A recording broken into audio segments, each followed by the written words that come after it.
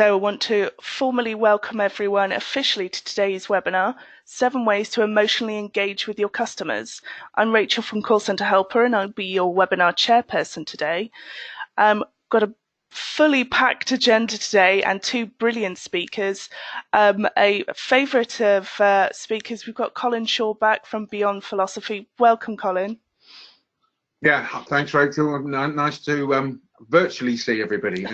Anyway. And award-winning Beyond Philosophy. I don't know whether you want to share with the audience. Yeah, yesterday we was recognised by the Financial Times as being one of the best management consultancies in the UK. So as you can imagine, we're really pleased with that. It's been voted on by our peers and by our clients. So yeah, really pleased, and really pleased for the team.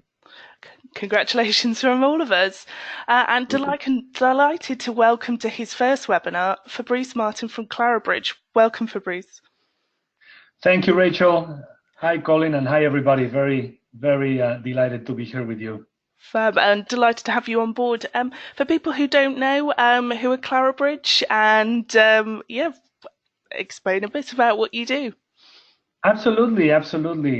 We've been in the industry for 10 plus years, and we are dedicated. We develop technology to help companies understand all of their customer feedback, right? Listen to every single important source of feedback, whether it's sources, calls, emails, chats, messages, make sense of it through technology like text analytics and speech analytics, widely recognized, and then make it operational to empower everybody in their organization to make sense of that information and take action to delight customers, to reduce effort, reduce cost, improve revenue.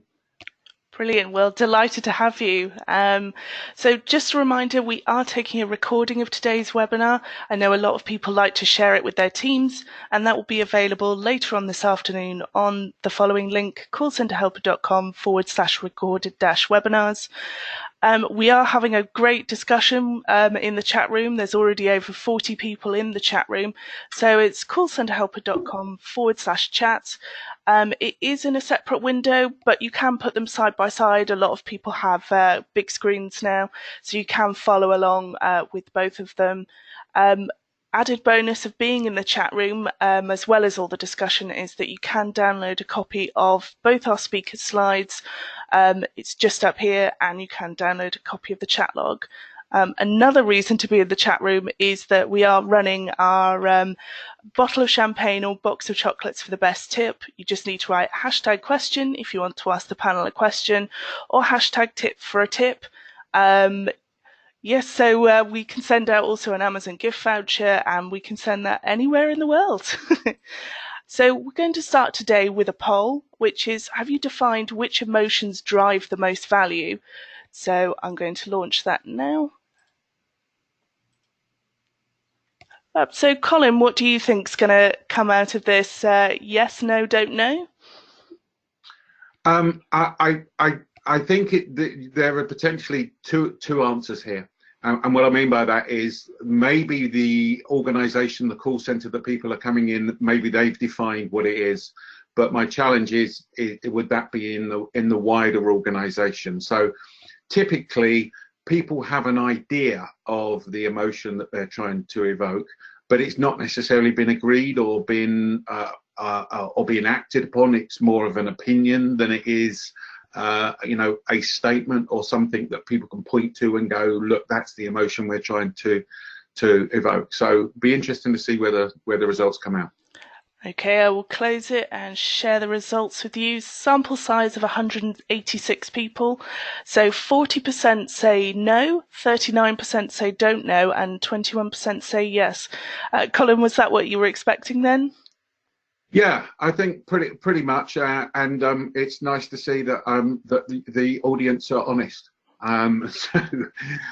Because I think that's probably about right. And if you look across those, it's have you added up the no's and don't knows? That's actually a lot of people.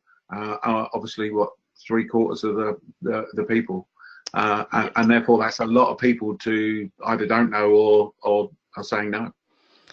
Great. Well, now delighted to hand over to the agenda part with Colin. So I will make you the presenter. Thank you. Perfect timing to go into your presentation. Yep. There we go. Brilliant. Everyone see that? Okay? We Yeah, can, cool. yes. Okay. All right, so 7 ways to emotionally engage with your customer. So what I'm going to do is I'm going to run through the first 6 of these, then Fabrice is going to talk about the 7th one. But before I do this, I want to sort of position this, if I may, and I want to get you thinking, because one of the key issues for us at the moment is thinking about and one of the ways of improving your experience is think about pushing your experience to that next level. So I'd like you to look at this screen. I'd like you to think about, and I'm sure we've all done this, you know, have you ever gone to walk down a darkened alley? And as you've gone to walk down this darkened alley, you've thought to yourself, you know, that isn't a good idea. Maybe I shouldn't go down there. And we've all done that. And the interesting thing is, you know, what's happening? What is it that makes you stop? And what is it that makes you think that this isn't a good idea? And effectively, there are a few things happening here. And this goes back to saying that we believe that there are 4 parts of a customer experience. And I think if we just look to that poll, what we're seeing is that this emotional part, or people are focusing so much, if you like, on this rational part. So let me explain this. The rational parts of an experience is you going to walk down here and you deciding to stop. Now, the interesting question becomes, why did you stop? Well, you stopped because you felt scared. Fear was evoked and it made you feel scared. So you stopped walking down and thought to yourself, maybe I shouldn't do this. But the really interesting question is, what is it that makes you feel scared? And now we're into what's called the subconscious. So we have our conscious mind and we have our subconscious mind. The conscious mind is things we're aware of. The subconscious mind are the things, the signals that we're receiving, but not necessarily aware of them. So if you look at this alleyway, those signals would be the darkened doorways, not knowing what's at the end of this alleyway, the fact that the walls are high, the fact that there's graffiti on the right hand side there. Maybe you heard of somebody being attacked in a similar circumstance the previous week, and all those things are being pulled together by your subconscious, and then psychology, and this is a whole area of psychology and behavioral economics, which is how human beings have evolved over the millennia. And all this lot ties together. So you get these messages, you see these messages, and you, inside your brain it goes, I can see the darker doorways, I can see the graffiti on the walls. Colin's just about to put himself into danger. I'm going to press a button called fear. Fear is evoked, and that makes me stop. Okay, now why is this important? Well, it's important because you need to understand not just about how to emotionally engage with customers, but the roots of that. And we've been talking about emotionally engaging with customers since I wrote my first book back in 2002 on this subject. And this is all a subject called these last 3 pieces, emotions, subconscious, psychological, is all a piece that is called, or a new science that's called behavioral economics, which sounds very grand, but it's really simple.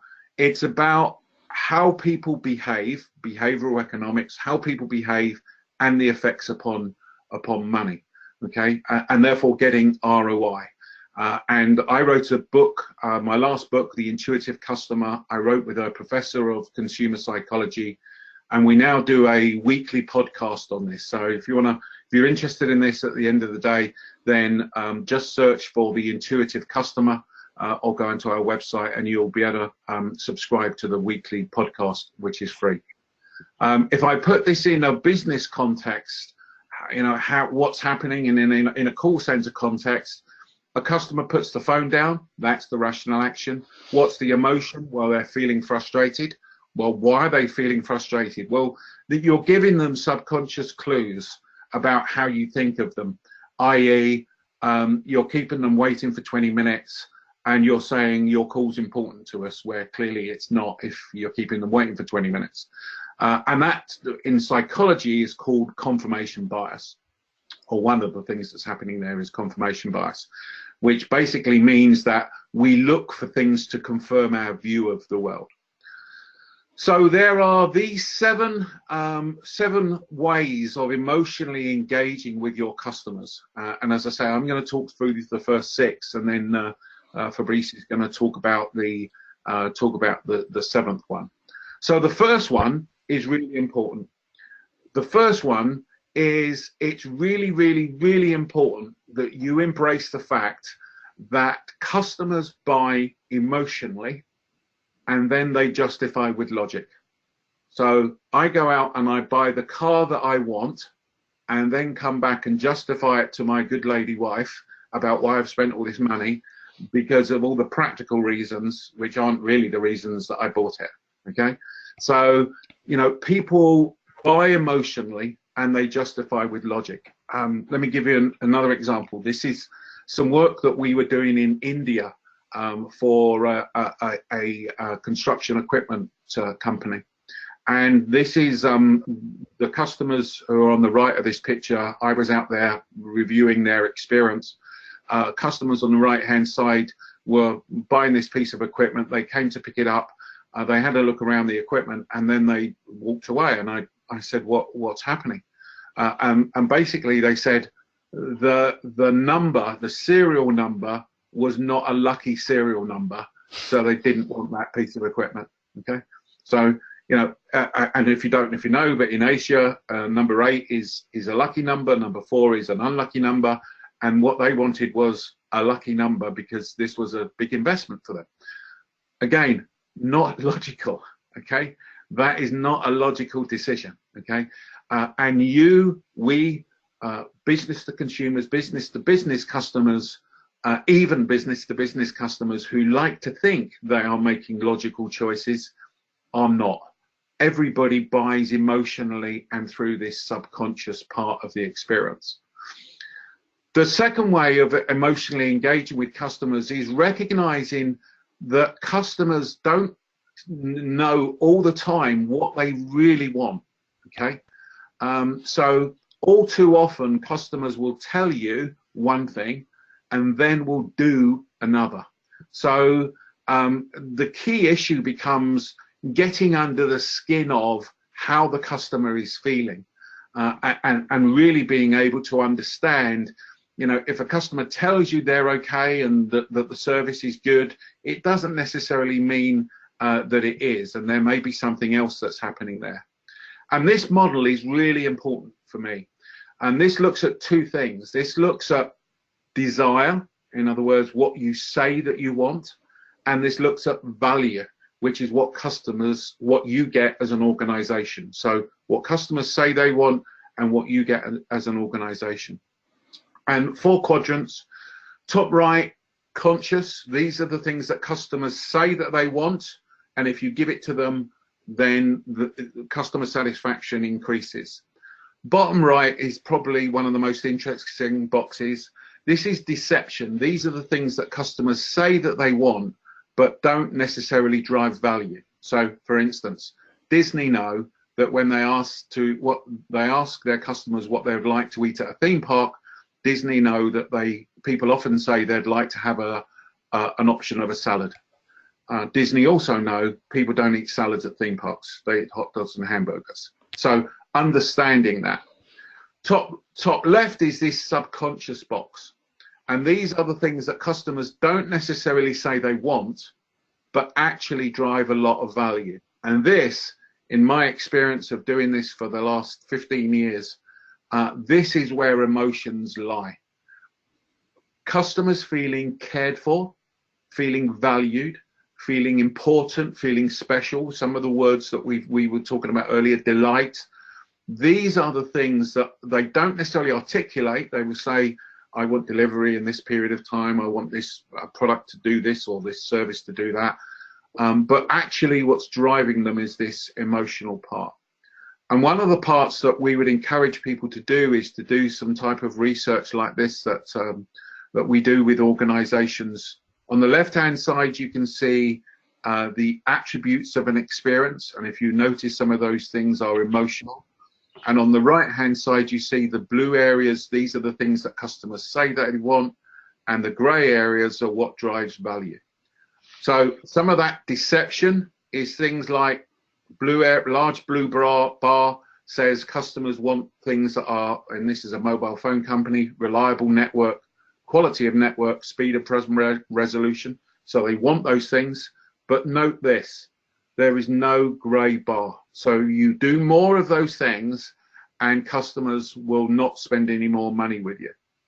But things like, is a positive presence in my local community, customers are not saying they want, but actually they drive a great deal of value. So the issue becomes really understanding what customers want and defining, this sort of merges into the next one, defining the emotions that drive and destroy value for you. So in the poll, we saw that 75% of people said they either don't know or they don't know, or they don't know, or no, they don't know what the emotions are, the emotions that are driving value. So it's, for us, it's really important that you define that. Okay. My third book, DNA of Customer Experience, we did some work with London Business School to define the emotions that drive value. Okay. And what do I mean by value? I mean, in other words, again, what you get: return, increased spend, increased profitability, increased net promoter, increased customer effort, whatever it may be, or improvement of customer effort, not increased effort. But you will see down the bottom here, and this is, again, 2 years worth of research with London Business School, the emotions that destroy value. So if you're trying to evoke those emotions in your customers, you can statistically tell that those are going to destroy value. But also there's the attention cluster. These are the things that marketing do to try to attract customers, to make their experience interesting, to stimulate customers, to make it exploratory. And then finally, the recommendation and the advocacy cluster, which are things like trust and valued and cared for, and at the top, happy and pleased. So for us, let me be really clear, you've got to define which emotions drive and destroy value, and then the organization has got to tell everybody.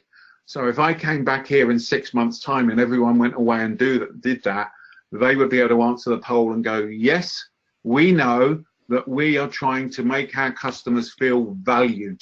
That's what we're trying to do, or customers feel cared for, because we've done the research that says that that's what we need to do. This is an example of Maersk Line. Maersk are the largest container shipping company in the world. We did some work with them to identify which emotions that they are trying to evoke, and it was these. It was things like trust, cared for, and pleased, and you can see what these means.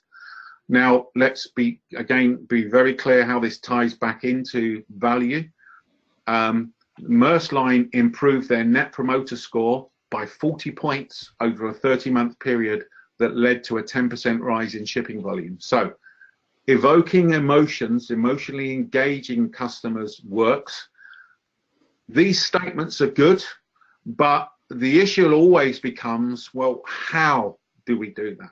So again, this is Maersk, and what you can see here is here are the things that you do to make the customer feel trust. So setting proper expectations, always responding in timescales, owning up to mistakes. And at the bottom, here are the things that you don't do. Yeah, telling customers to call somebody else, hide mistakes. So the point I'm trying to make here is, if you're trying to emotionally engage with your customers, there are practical things that you can do that will actually lead to the evoking of that emotion. And it's important the organization sets a strategy and then works this piece out. So Next one, embrace the fact that emotions are the real drivers of loyalty. And this is probably one of the biggest things that I've learned in the last 10, 15 years. There's a guy called Daniel Kahneman, and Daniel Kahneman has won the Nobel Prize for Behavioral Economics. And what Kahneman talks about, and he's talking about human nature when he talks about this, is Kahneman talks about the fact that we have the experiencing self and we have our remembering self. So our experiencing self is you listening to this session here today, okay? Our remembering self is what you remember next week. So when someone says to you, oh, did you attend that webinar last week? And you say, yeah. And you know, they say, well, what was it like? What you tell them is clearly a memory, okay? And what Kahneman talks about is the fact that we have this experiencing and remembering self. Why is that important? Well, the reason that's important is because what that tells us is actually, and this is a subtle nuance that's really important, we don't choose between experiences, we choose between the memory of an experience. Let me repeat that. We don't choose between experiences, we choose between the memory of an experience. And why is that important? Well, a memory is what customer loyalty is when you think about it. You can't be loyal to somebody, which is an emotional engagement, unless you've got a memory. So the key question becomes now, how are memories formed? And what Kahneman talks about is the fact that what people remember in an experience, whether it's personal or customers, is they remember the peak emotion that they felt and they remember the end emotion that they felt. So, and he calls it the peak end rule. So you remember the peak emotion and it remembers the end emotion. So here's the question. In your customer experience, in your customer journey, where is the peak in that journey? And the peak can be a high peak, it can be a low peak, it could be positive emotions, it could be negative emotions. Where's that peak? And what's the end emotion? And that goes back to, again, the conversation we were having at the top of the webinar. What's the end emotion that you're trying to evoke in your customers? And if 75% of you don't know, you've really got to pay some attention to that, because that is really, really, really important. And again, this is the type of thing that we talk about when we go through the podcast, The Intuitive Customer. So if you want to attend that, you'll hopefully get some stuff out of that. So now we know that. Now we know, here's the emotion we're trying to evoke. Here's the, we know it drives value. We know the peak and the end where we want it. Now what we've got to do is we've got to design it into our experience. So now you're talking about doing journey mapping. This is journey mapping's obviously very popular now. This is just some journey mapping we've been doing. So you got your journey steps. So in which step is that peak emotion? What is that peak emotion? And if you're trying to evoke something like cared for or trust or feeling valued, how are you going to evoke it? And at the end, how are you going to evoke again that emotion? So to emotionally engage with your customers, you need to plan it. You need to think about, how am I going to do this? How, and another key question becomes, how is the customer entering that experience? How are they emotionally feeling entering that experience? And now how do we want them to feel at the end of the day? So emotionally engaging with your customers again becomes the key. Okay, number 6. The other key part now is, so again, follow the thought process. We've defined which emotions drive value. So we know it's cared for or valued. We've defined what that means that people need to do. We've designed that into our experience. Clearly, the next step is you've got to train people on that. So you don't get 75% of people saying either don't know or no to understanding which emotions there is. So, and let me give you an example. When I come home at night, within a one-word, and I open the door and walk in and I shout hello to Lorraine, my wife, within a one-word response from Lorraine, I can tell you how Lorraine's feeling. I can tell you if she's happy. I can tell you if she's feeling sad. I can tell you what I shouldn't do to make her feel worse. I can also tell you the things I should do to make her feel better. Okay. Now, same applies with your customers. Your customers call in, okay, and maybe they're feeling frustrated. Maybe you've kept them on the phone for 20 minutes telling them they're important. Maybe they've called in the 4th time in that day. Your job is to convert them from feeling frustrated to feeling that emotion. So if you think about my interaction with my wife, what are we looking at? We're looking at the verbal and non-verbal clues that person is giving us. Now, in a call center environment, it's obviously more difficult because you can't see them, but it's these things. So again, we believe that you've got to train your train your people on looking at and understanding the facial expression, thinking about, are they making eye contact, thinking about touching and whether that's appropriate or not, the gestures that they're using, the body movements, to be able to look at that customer and go, how are they feeling? They're feeling frustrated, so these are the things I need to do that will make them feel the emotions that I want to. So for me, the key is defining that emotions, making sure they drive value, breaking it down into the parts of what they physically can do to improve that experience, and then training people on doing that, but remembering all the time that it's rational, emotional, subconscious, and psychological. And the last part is a really key bit, which is once you've done all of that, you've then got to measure it. So Rachel, back to you, and I know Fabrice will talk through that. Brilliant. Thank you very much, Colin. A lot of information there, and yeah, really thought-provoking. The chat room starting to fly. So, yeah, just a reminder, everyone, to share your tips or questions. So Susanna's had a tip, which is one of the theories of emotions is the James Langer theory. In order for an emotion to resonate, a person has to have a physical response, e.g., laugh, smile, or cry. I teach staff to aim to connect with the customer, but to reach for that peak you refer to and try to get them to smile or laugh before they leave. Colin, I don't know, that sounds a great one to me. Well, absolutely, and I think it just shows that the irony is when you're talking about emotions, people think it's sort of a bit nebulous, but this is a good example of doing something. So smiling or laughing before they leave is something practical you can do that makes the customer feel something, which I think is the important part. And have you heard of this James Langer theory? I haven't, to be totally honest with you. Yeah. Yeah, no, we'll have to look into it. Well, I see an article coming up. So Barry said, get customers who are showing negative emotions to say yes.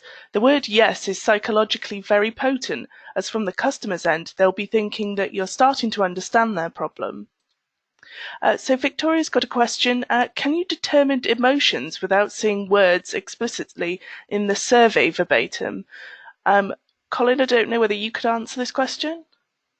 Yeah, I think you can look at, so one of the things I'm keen that people do, and I think this is something actually that Fabrice could address as well, is looking at customers' behavior to be able to determine emotions. So if you've exaggerating to make a point, if a customer's phoned the organization 20 times in a day, you can probably guess that they're not going to be that best pleased. But again, looking at the data that I know text analytics and stuff that Fabrice talks about, looking at that, I think, would give you a good clue without physically asking them. Yeah, absolutely. Yeah, if I get a few seconds, it's important to think about it, and I think this question is very smart. in the sense that in the context of the contact center, you of course can have post-experience or post-interaction surveys, right? And those interactions tend to be phone calls, obviously, but they could be chats, they could be messaging back and forth, or even social conversations for those more modern contact centers. If you think about it, there is really a gold mine of information and insights about the experience, about the emotions, about the effort that the customer experienced in those conversations, right? I could almost say, I know it's a little bit controversial, but I could almost say that you don't need the survey if you have the capability to analyze those conversations and those interactions. And I'll talk a little bit more about that later. Great, we look forward to it. So Dawn sent in a tip saying, we invite our customers to Customer Connect events where we meet our customers face to face. We set up displays and provide swag, handouts and have material experts on site. We've had a huge following on social since we started holding these events. So we've got an opinion in from Dave, which is to be really successful, you need to have a good product plus emotionally engage. If you miss out on one of these factors, you'll probably not be successful for a long period. Yeah, Colin, you're agreeing. Yeah, absolutely. It's not a question of one or the other. 15, 20 years ago, the product was fine. Now, if you're not trying to emotionally engage with them, you're losing. Great, thank you. So Susie said in a tip saying, use predictive call routing to match customer and advisor personalities, increasing the chances of an emotional connection. Fabrice, I don't know what your thoughts are on that one. Yeah, I mean, I've seen some customers do this type of thing. There's a little bit of a challenge to making that match successful. So I wouldn't bet entirely on this approach, right? It's one more thing that you can put in your favor, but back to what Colin mentioned, understanding the emotions that generate value and making sure that your staff also understands them and elicit them in the customer is just as important. Thank you. So we've had a few questions sent in. So Claudia's asked, can one think about our internal employees who directly face our customers? As our customers. In other words, should we do the journey mapping to plan internal training and development programs? Colin, I don't know whether you wanted to answer this. I mean, yeah. So I think, let me give you an exaggerated reply. Let's assume that you want to create a happy experience, okay? And you're now internally, and your manager's saying to you, you go out and make that customer happy, or there'll be a real problem. You can't, it doesn't work. So ideally, whatever experience you're giving to customers and whatever emotions they're feeling, you would want the employees or people internally to feel as well. Because if you're creating that culture internally, it naturally goes out to the customers. So I would absolutely agree with that. Brilliant, thank you. So Susanna's asked, would you agree that business still need to get the very basics right?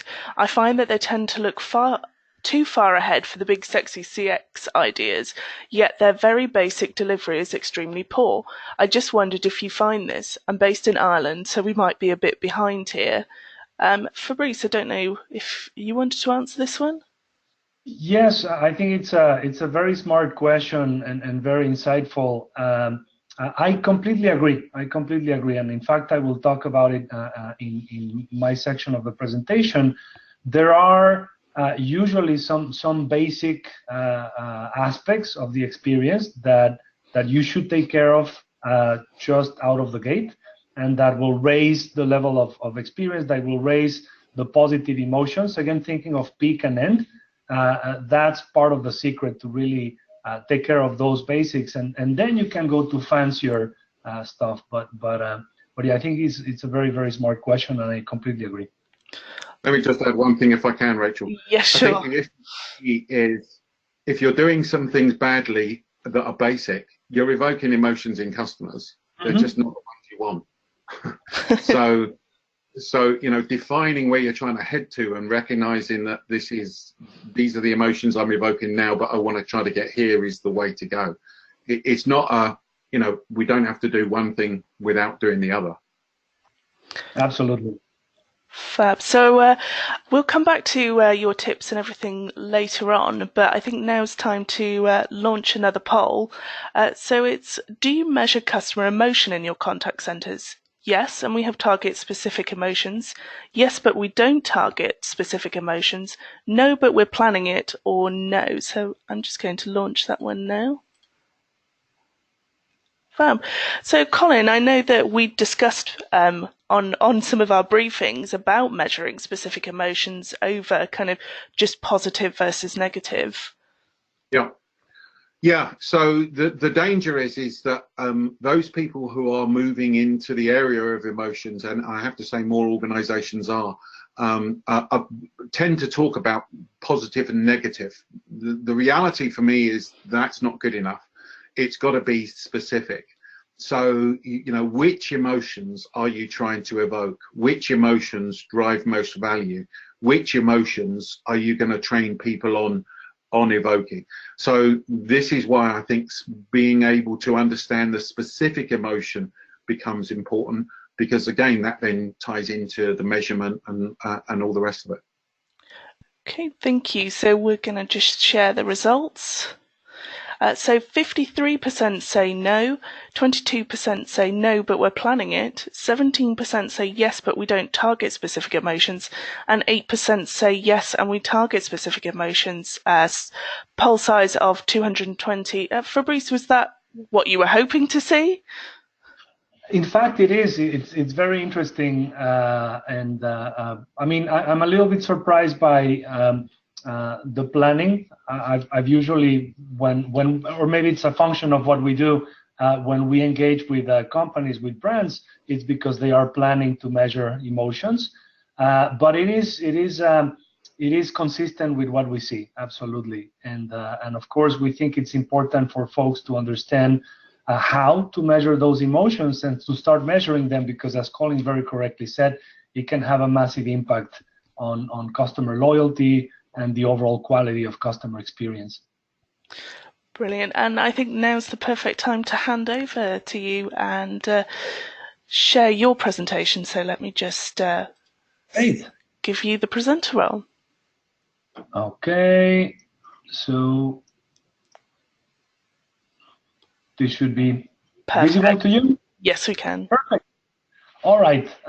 So thanks everybody again, and some really incredible questions. Hopefully, I'll try to mesh those questions with the presentation and make this a very valuable experience to everybody. So, as we know and we have established, customer experience is really about perception, right? About memories, about perception, and about how customers perceive their interactions with an organization, a brand, a service, a company. And when it comes to perception, it's very important to consider what we would think of three universal dimensions of customer experience. And I didn't make this up. This is research from Forrester. And those three E's of customer experience, of those three dimensions, are as follows. The first one is effectiveness. And this goes back to one of the tips or the questions that was here. You have to have a good product, not only the emotions, right? So your customers have to get value from the experience. If they don't, there's almost no point in the experience. The second E is ease, and it goes back to one of the concepts that we talked about at the beginning of this conversation is ease or effort. Your customers have to realize that value without too much difficulty, right? So when an experience imposes a very taxing effort on you, you are not likely to want to come back and experience that again, right? So that was easy, that one of the attendees mentioned at the beginning, very important, and that's the second E. And the third E, of course, is emotion, which is the topic of this webinar.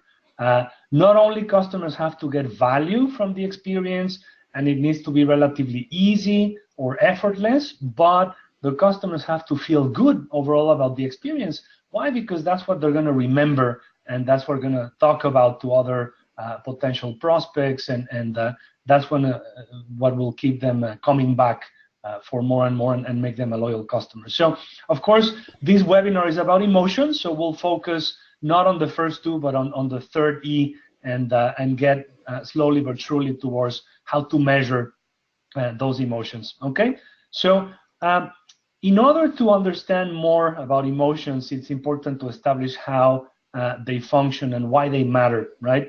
And as Colin said, you know, what we experience is different from what we remember, and this was established by Daniel Kahneman, this Nobel Prize winner for his research on behavioral economics. And what he established is that the memory that you keep, the memory that every human keeps, just because this is how we're wired, is the average of the most intense moment, right? And it can be a very positive, intense moment, but it can also be a very negative, intense moment. So that's the peak and the end, right? So the memory that one will keep of a great concert, of a great vacation, of a great webinar is going to be those two things, the peak and the end. And this is the peak and rule. So what is important to establish from here is that customer experience does not drive loyalty. And Colin wanted to make the emphasis on this, and I completely agree.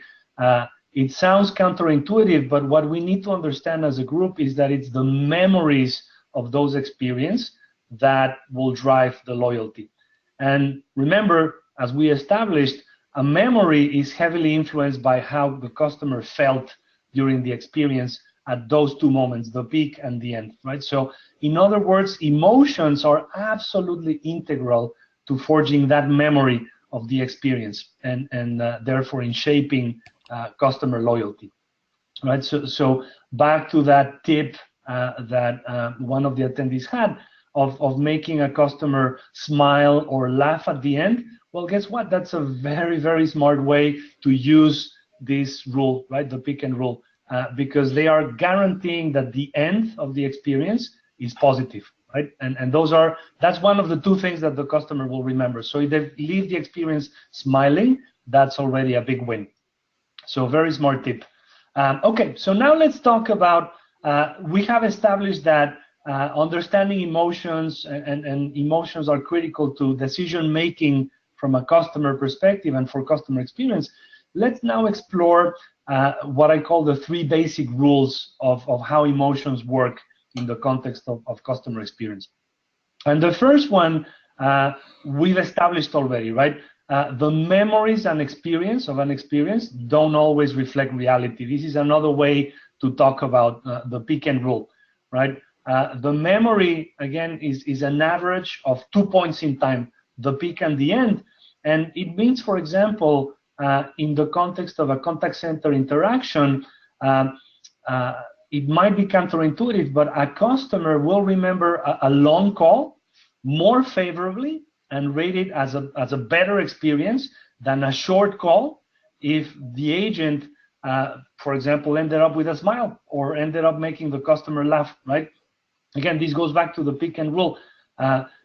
What would consider, if you were inside the experience and you experienced a very long call, well, you know, one would intuit that will not be memorable or won't be remembered as a good experience. But the fact that at the end, the agent made the customer laugh or ended the call on a very high note will cause that experience to be recalled as a good experience. So very important, and this is an important tip for the group, right? Also, very, very important, if a problem, think about it, if a problem occurs at the very end of the interaction, it has the potential to cast a massive shadow on the entire experience. Even if the experience was great, that problem at the very end will cast a shadow because, again, back to pick and rule, that's what people will remember. So when we think about this and the implications, this is important to consider if at some point something went wrong in the experience and you know it, think about that pick and rule, right? Make sure that you end on a positive note, even if you were delivering bad news to a customer, like your package is delayed or anything. If you are conscious of the pick and rule and the emotions that it elicits, you can make sure that the memory of that experience is better than it would have been if you were not conscious about that. So first rule. Second rule, the emotions can impact the experience as it unfolds, right? And this is thinking that the emotions that the experience elicits will actually alter the perception of the experience itself as it unfolds. And again, just like the pick and rule, this is a function of how we humans are wired. When a very intense emotion happens, think of anger or stress, all our senses go into high alert, right? Back to the alleyway that Colin showed at the beginning, right? If it's dark, every single noise that you hear will trigger a reaction on you, right? Because all your senses are in high alert. So when a particular step in your journey, in your experience, has the potential to cause intense emotions, and think of anger or frustration or stress, the rest of the experience is very likely to be biased by that very intense emotion, right? So consider that if you're in an industry such as insurance, right? If you're in the insurance business, it's going to happen that your customer interaction could be while the customer is under severe stress because they had an accident, or there's a snowstorm coming and the heating doesn't work, right? I know some of you are feeling that stress. so that aspect of the experience has to be considered, so that, again, pick and rule and that stress will cause your customers to maybe ignore some of the steps, or be extra sensitive to what happens, and every emotion will trigger a reaction very quickly. So similarly, if your customers, let's say that you sell gadgets or high technology, if a customer is calling technical support, they might be very frustrated because they cannot get that device or gadget to work, right? So that very intense emotion will affect the memory of the rest of the experience, and you need to be aware of it and make sense and take care of it. Last one is that very important to understand: negative experience outweigh positive ones, right? And again, this is a result of how we as humans are wired. It turns out, and this has been studied, that we recall bad memories and negative emotions more easily and in greater detail than the good ones. And again, researchers have found that negative emotions like fear and sadness, they trigger increased activity in a part of the brain that is tightly linked to memories. And this is why, if you think about it, people tend to remember exactly where they were and what they were doing during a tragedy like September 11 here in the United States, right? But they will have a very hard time remembering similar characteristics of an experience, even on extremely happy occasions like a birthday or an anniversary, right? And that goes back to how we are wired as humans. Again, negative experiences tend to be more tightly linked to memory. And the implication for us in customer experience is important when it comes to prioritization, right? And somebody earlier in the questions had a great tip, right? I mean, are there some basic things that you can take care of before considering others? Well, this is a great way to start, right? When you want to fix aspects of the customer experience and the journey, focus first on pain points on the journey, high effort areas. Those are the ones that are going to cause negative peaks. And as we just learned, they will outweigh even positive ones. So if you focus on fixing those quickly, you will have a massive impact on the overall recollection of experience. Make sense? Yes. Moving on. Okay, so now that we understand how critical emotions are, let's pop the question, right? Can they be measured? And one of the things that it's important to understand is that emotions are not binary. They are more of a continuum. And the image you see here is it's called the Plotchik wheel. This is a research that this researcher called Robert Plotchik did, and he studied emotions and proposed this wheel to illustrate the various relationships among emotions. So he has 8 basic emotions that are at the center: so joy, trust, fear, surprise, sadness, disgust, anger, anticipation, right? And And you can think of it as a color wheel or a color palette, right? Just like primary colors, primary emotions can be expressed at different intensities. So you can have a very intense trust, and that would be admiration, or a lighter version of trust, which would be acceptance, right? And also, like colors, you can combine them, and they will mix with one another to form different emotions. So if I mix, for example, joy and trust, that is love, right? So you want to achieve, for example, love for your brand, and people have to feel joyful emotions, and they need to trust your brand and your product, right? That's what generates love. So it's a great way to think about emotions as a continuum. And you also need to consider that they flow naturally as the experience progresses, right? So as we talked about, if you have maybe a very stressful beginning or very angry beginning, things will flow naturally from there, and emotions will transfer. And one emotion leads to another. One last point here that I want to make is that emotions are not sentiment. And I've heard that confusion before, right? Sentiment is more binary or trinary, if you want. It can be positive, it can be negative, or it can be neutral, right? Emotions are different. Some emotions are clearly negative, like fear or rage or anger, and some emotions are clearly positive, like joy and ecstasy. But there is a lot of actionability in ambiguous emotions. And think about surprise, right? You can be positively surprised, right? Or you can be negatively surprised, right? So when we analyze and try to measure emotions, a lot of the good nuggets in terms of actionability are going to come from these ambiguous emotions. So I know I have not answered the question, right? Can emotions be measured? So let me propose something, an example here, right? Many contact centers now talk to their customers via social media, via messaging, via the phone.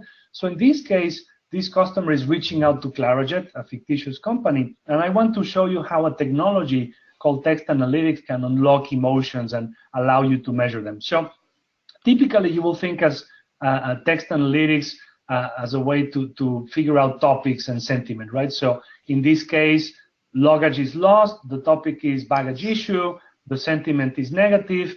Text analytics will also detect brands, it will detect contact information, it will detect maybe that this person is traveling during holidays. It will detect, if it's a sophisticated technology, it will detect intent, right? This is an actionable cry for help. But very important also, text analytics can detect and unlock emotions. In this case, irritation, anger, and in the Clarabridge platform, for example, we have many different models, but we have very specifically an expanded emotions model based on extensive research on emotions. So it's a dual tier model that has 10 broad emotions, 48 total emotions, and it can detect those combinations of emotions. And it is very specifically designed for customer experience, right? So if you think about it, every single interaction in your contact center, even if it does not have a post-interaction survey, like one of the initial customers talked about, or attendees talked about, can be analyzed with this slide, right? You can transcribe calls, you can analyze chats, you can analyze social conversations, and using this type of technology, tease out all the emotions that are being expressed by the customer directly or even by the agent. And then you can aggregate them, you can average them, and you can track them as the experience unfolds. So yes, experiences and emotions can be measured, and can be measured, in fact, very precisely using text analytics. So now to wrap it all and putting it all together, this is how we tend to think about measuring experience in the contact center, right? And in terms of initial aspects of it, a post-experience validation based on NPS can be good from a survey, and it will allow you to get an idea of the recollection of that experience, right? Was this person had a positive experience? They will be a promoter, or they will be a detractor, and you can use that to segment and understand drivers, right? But it is limited to only those experiences where there was a survey at the end, right? Sentiment, the next level, is ubiquitous. You can measure sentiment across every single type of source or channel of experience, right? And if we go up to effort and to emotion, again, those are ubiquitous. Those are going to be great emotions as we establish to identify pain points, to find drivers of frustration or concerns in the customers, an effort to find points of high friction and confusion. In Clarabridge, we tend to recommend that our customers go through this whole maturity and measure not only NPS and kind of structured metrics, but track sentiment, emotion, and effort, because they will be important leading indicators to customer loyalty and great customer experiences. So with that, let me give it back to you, Rachel and Colin, to close this webinar. Brilliant. Thank you very much, Fabrice. Yeah, a lot of things I've learned. Yeah, everyone, we're just going to put a quick poll on the up on the screen saying, would you like to see a bit more of an in-depth demonstration of the Clarabridge solution? So yes, just type it in, yes or no. We'll just shut it down in a second. And fab. And I will put my screen back up. Yep. So, yeah, lots going on in the chat room, so hopefully you can see my screen. We've had a question in from Barry who said, Fabrice, can you use analytics to deliver live feedback to advisors based on its detections of customer emotions?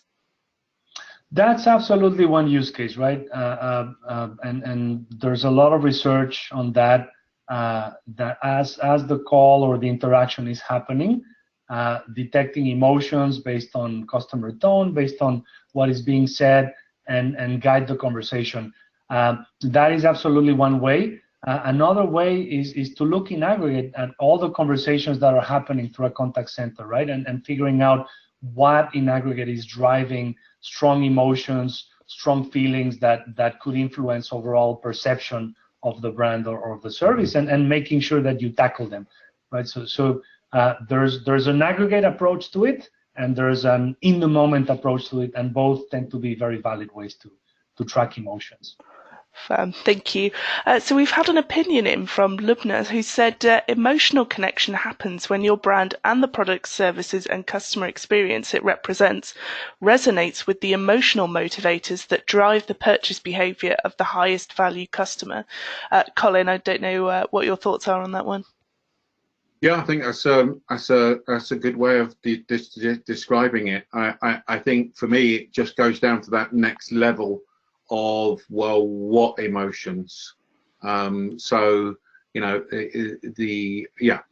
what emotions? The danger when you start talking about brand is, and I think brand's really important, clearly, and the customer experience delivers against the brand, but it has to be practical. So for instance, inspirational, okay, that's an emotion, but how do I evoke inspirational in a call center? It's difficult, yeah. So I think it's good, but it's got to be practical as well. Okay, thank you. So Mike sent in a tip saying, get customers to stay, that's right. That's when you and they know that they've reached them emotionally. Recommended reading Never Split the Difference by Chris Voss. So we'll add that onto the add that into the chat room and make sure. So Susie. Actually, it was Chris Voss from the, if it's the same Chris Voss from the London Business School that we did the research with London Business School. Oh, brilliant. Okay. Learning more now. So Susie sent in a tip saying callers take action from one of the two drivers, movement away from discomfort or movement towards pleasure. If advisors can identify the driver, this can make it easier for them to handle the call. So unfortunately, we've reached the top of the hour. So we'd just like to ask, in one or two words, what did you like best about the webinar? If you could put that into the chat room. Today's winning tip, drum roll, is Susanna saying how we phrase scripts can translate to the customer as we don't care. It's a fine line, but empathy is so important from the agent. They have to think quickly what might be the customer's circumstances, how must they feel, and then empowered to adapt the foundation of the way the script to deliver the information in an empathetic way. So we'll be in touch after the webinar. Just a reminder, there is a survey to fill in when you leave. And we have taken a recording of today's webinar. jumping around, and that will be available later on this afternoon. We are back next Tuesday, so just a slight change in our usual time or date. But I just want to say thank you very much to our two brilliant speakers today, to Colin Shaw from Beyond Philosophy. Thank you very much. Thank you. And to Fabrice Martin from Clarabridge, thank you for joining us for your first webinar. Thanks, everybody. It was a great pleasure. Hope to do this again. Brilliant. And thank you from me. And I'll see you all soon. Thank you. Bye. Bye-bye.